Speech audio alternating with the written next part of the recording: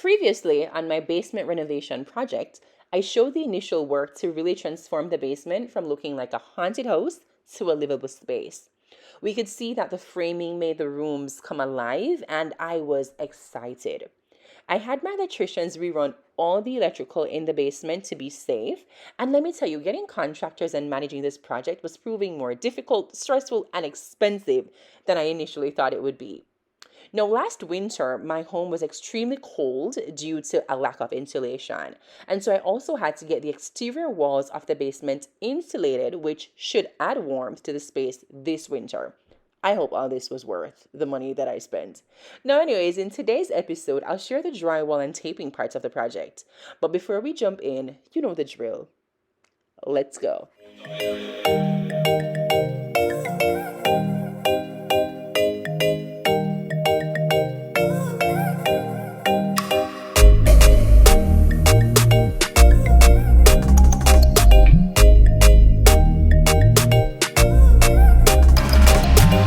Just laying everything out. So this is what it's looking like. I'm so excited. I can hardly wait for the work to start. I'm gonna be coming down and catching all of this. Yeah, this space is gonna remain untouched, so all of the materials, and we will see. Listen, I'm so excited about this. I'm so excited. Can you tell? I keep saying I'm excited, so you know I'm definitely excited. I can hardly wait to see what it's gonna look like.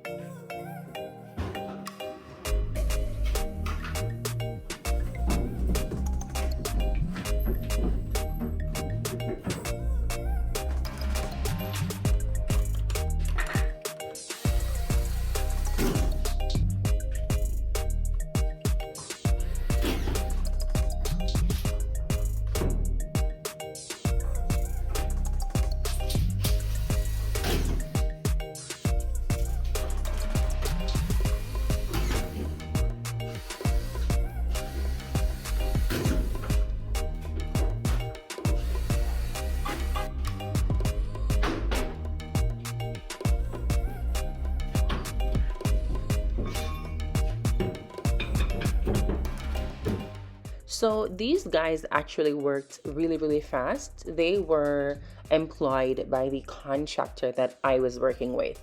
So they were super fast, super businesslike, but I also felt like I didn't have someone there on my behalf.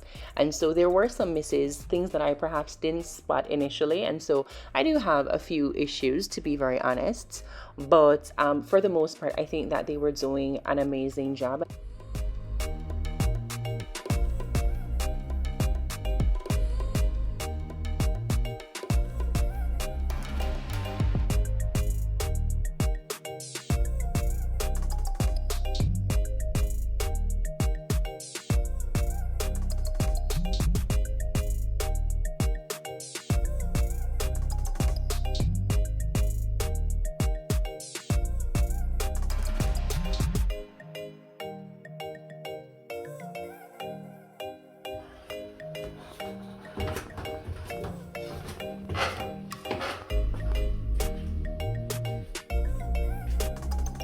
Definitely out of drywall. Oh, got to here. So it's really just mostly here and right there. That needs to be done, and here. Oh, as well as here and here.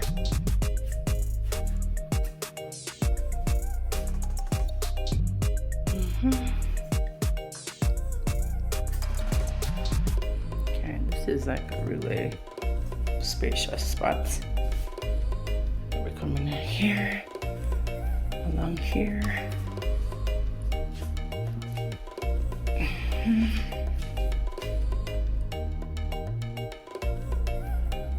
Interesting.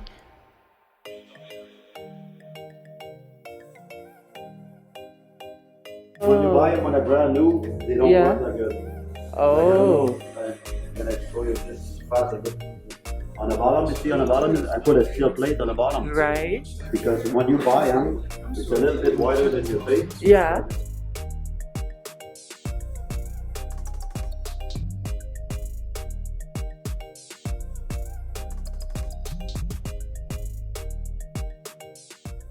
Michelle, my drywall taper, was amazing. He has so much experience. Funny story, my home was built in 1974 and he worked on this complex at that time as an apprentice. So I found that really cool.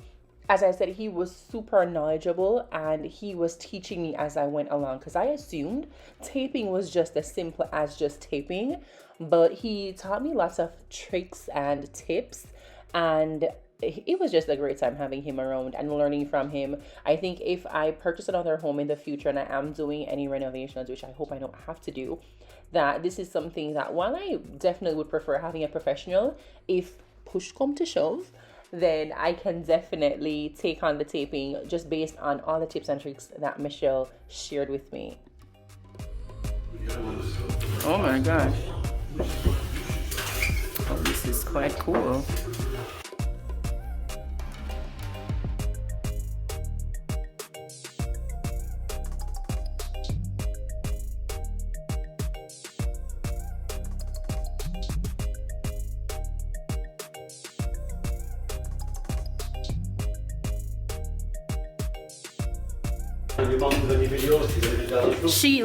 She's been seeing all of them. Like she was showing like her friend, she was showing her sister, like My job is in Jamaica somewhere. Huh? yeah. Oh my gosh, trust me, it is like so amusing. Like listen, this morning she was cursing me out. It's my mom then. Hi, Mom. Michelle was such a good sport. I enjoyed working with him. Let me tell you, you don't always have contractors that you get along with who are meticulous, who give you value for money and all of that. Michelle was that, right? No, as you can see, within a day, this space was taking shape, literally. It was looking amazing. I'm gonna actually show you a sneak peek of what it looked like in the middle of drywall taping. But hear what, if you're enjoying this content, please do not be stingy. Click that you like the video. The button is down below. Support me. It helps with my algorithm, okay? Anyways, let's see the preview.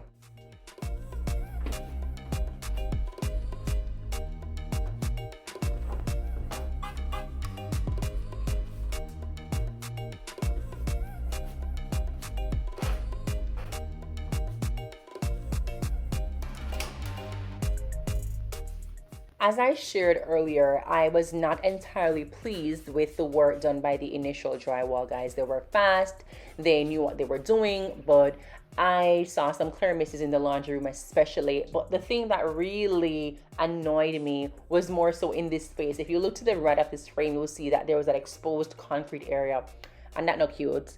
So I don't know what I need to do. If you have some thoughts as to what I can do to disguise that, please share in the comment section below. Also, just a little FYI, I do need to, in short order, order some shelves for this pantry room. But anyways, what I absolutely loved about what my framer did was that even though I wanted more space in the rooms, you can see there's a lot of walking space. Like 3 people could be walking side by side. Now you get into this main area, and to my right was where I envisioned having like the couch. So that's why the couch is also over there, TV, etc. And then an eating area over there to your left. So a big space. And I'll confess that that was like in May. This is what, August. So we have pretty much done probably 80% of the work or 75% of the work in the basement already, so it's far advanced. The main place that I had no intentions of tweaking was actually here in the storage room. So it does look neater today, but I didn't see the point to putting drywall in there and all of that. And remember, I'm adding the barn door. I haven't ordered it yet from Costco because it's expensive, but that's the plan.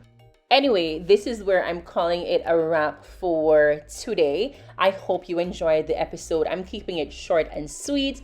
If you liked the video, please click that you liked the video, share with a friend, subscribe if you haven't already, and ring off the notification bell so that you won't miss a beat when I post new content right here on this channel. Bye, guys.